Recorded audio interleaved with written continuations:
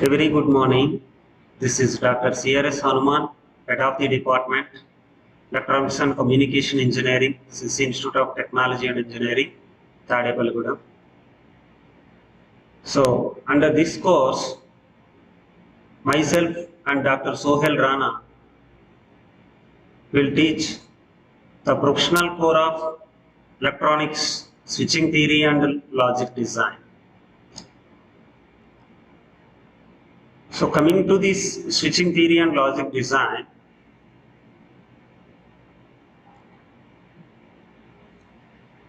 so the basic universal truth, everyone knows it already. So all the digital devices perform the operations on ones and zeros. We call it as binary. What is binary? Bi means two. So they are one, which indicates we have several type of meanings for it. Sometimes we call it as on or off. Sometimes we call it as 1 or 0, yes or no, high, low, conducting and non-conducting in analog part.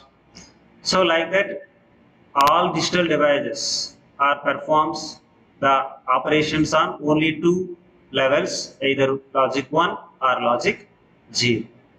So that is the universal truth, everyone knows it. And coming to the next important part of this switching theory and logic design, how it is related with semiconductors, how significance of these semiconductors in digital devices. As we know that everything, any electronic circuit, either we have analog devices or we can do that in digital devices. For example, in olden days we have audio recorders, completely analog, radio, completely analog.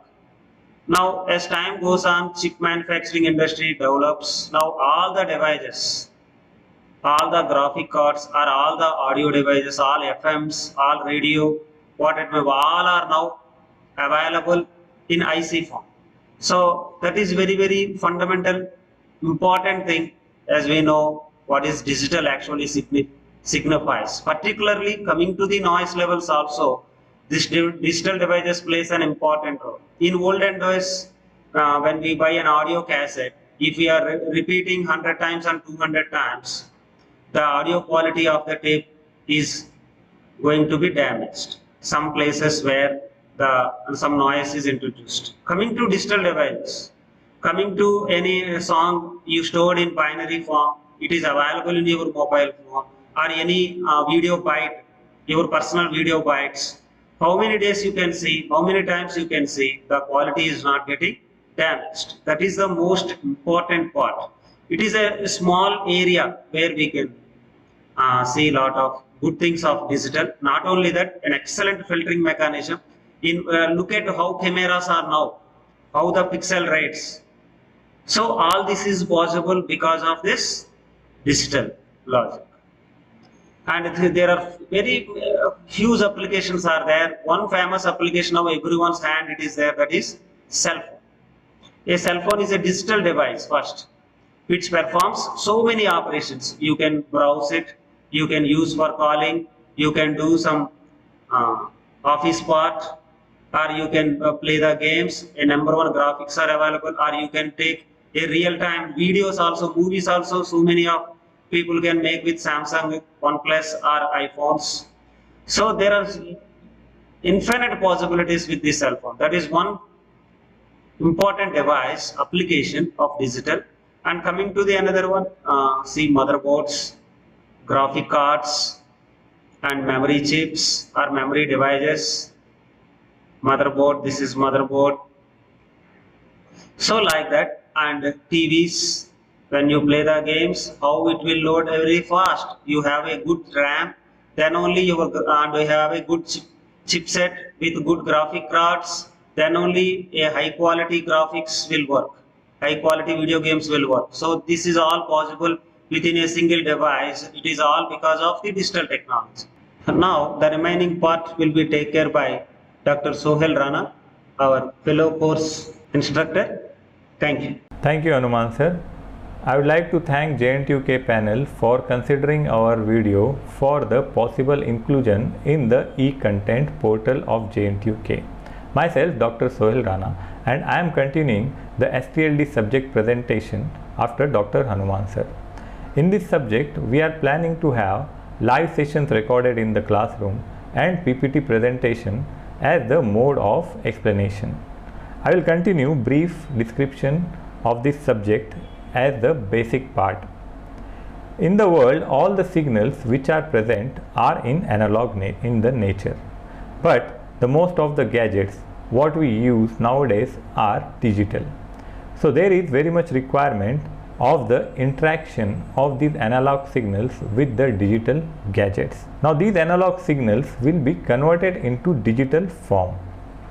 We have analog watches, we also have the digital watches. The difference between two of them is that analog watch may have some human vision error where we cannot see the exact time. It may be deflecting due to the angles of the needles. But in digital watch we can see that the time is exactly visible on the screen using the display.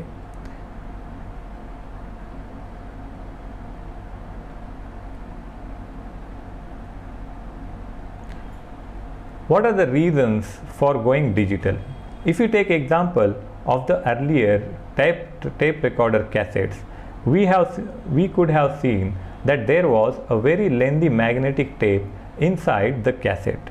This reel was of very high, very long range in some meters, and in that cassette we could have stored 7 plus 7 at the most 14 to 15 songs on each side. But nowadays we can see that the memory cards are replacing these cassettes to store n number of songs and other information.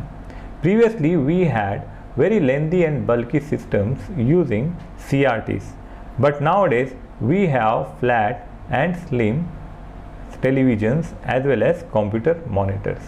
These are few advantages of the digital. Digital circuits are even more flexible. For all those reasons, we prefer digital over the analog. Of course, there are benefits of analog systems also. But here we are focusing about the digital systems. Digital systems work on the logic of either 0 or 1.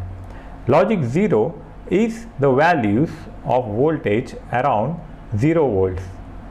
It may have some range. Here the voltage range we are considering in this diagram is about 0 volt to 0.4 volt. And if we have high voltage at the circuit, we consider it as logic 1. In this way, the logic 0s and 1s are used in the digital circuit. This was a brief sample video for the approval process. If our course is selected, we will make the videos more suitable for the students by using more advanced technologies. Thank you.